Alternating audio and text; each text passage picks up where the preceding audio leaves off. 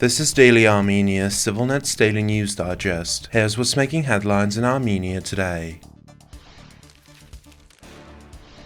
Armenia's Prosecutor General's office confirmed today that a criminal investigation related to the country's first satellite project, ARMSAT-1, is underway with potential misconduct allegations targeting the high-tech industry ministry during President Vahagn Khachaturyan's tenure as minister, though official details remain shrouded in state secrecy, and it remains unclear whether the president himself has been interrogated. Initially projected extensive uses for the satellite, including border monitoring, emergency situation management, environmental preservation, and climate change tracking, but subsequent details about its actual implementation and data usage have remained largely opaque, with both Armenian and Spanish project partners expressing divergent views about the satellite's operational effectiveness. Additionally, the Satellite Control Center, needed to unlock the full potential of ARMSAT-1 and other projected satellites, has faced multiple delays in its opening and remains unfinished. Current high-tech Minister Nյութի claims that the construction is complete, but the center has yet to be unveiled. The ministry has also faced criticism for not releasing imagery captured by ARMSAT-1 until last week, when Nյութի finally shared 4 images on his social media. Should you wish to learn more about the controversy over the Satellite Control Center, read our explainer on the matter via the link in the video description below.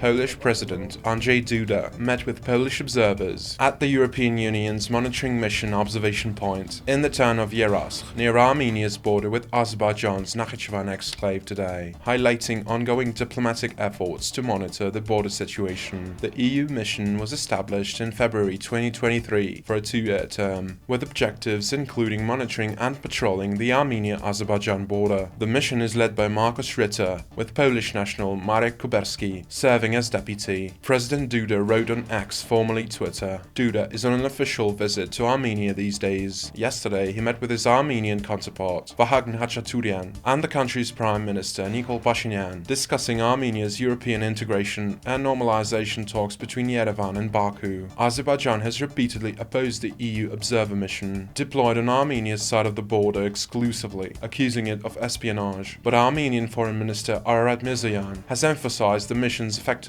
noting that there has been no major border escalation since its deployment. This civilian and unarmed mission was established in February 2023 with a 2-year mandate, and its presence may be further extended.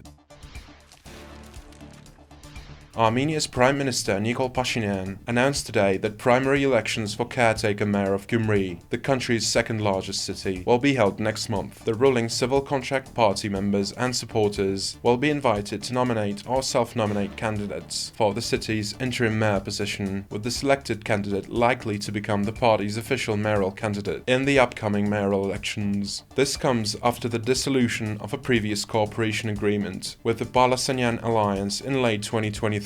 Which led to the resignation of several vice mayors and the ongoing criminal investigation into former mayor Samvel Balasanyan, suspected of economic crimes. The decision to hold a primary election in Gyumri rather than proceeding with a snap election appears to be a part of a broader pattern, as similar interventions in local governance have occurred in other Armenian municipalities like Vanadzor, Tallinn, Alaverdi, and others. The timing is particularly significant, given that this comes ahead of the 2026 nationwide parliamentary election, suggesting potential political maneuvering by the ruling party to consolidate control at the local level.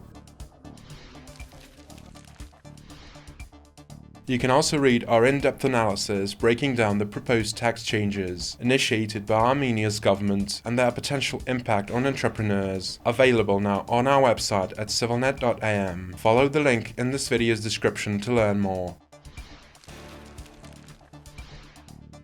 And finally, the CivilNet number of the day is 8. This is because Armenia impressively ranked 8th in this year's Global Safety Index, compiled by Numbeo, an economic statistical website. With a score of 77.8, Armenia outperformed all of its regional neighbors, including Azerbaijan, which ranked 33rd. Notably, Andorra topped the list, setting the global standard for safety in 2024. And as always, please follow CivilNet for the latest news and independent reporting from our contributors on the ground here in Armenia.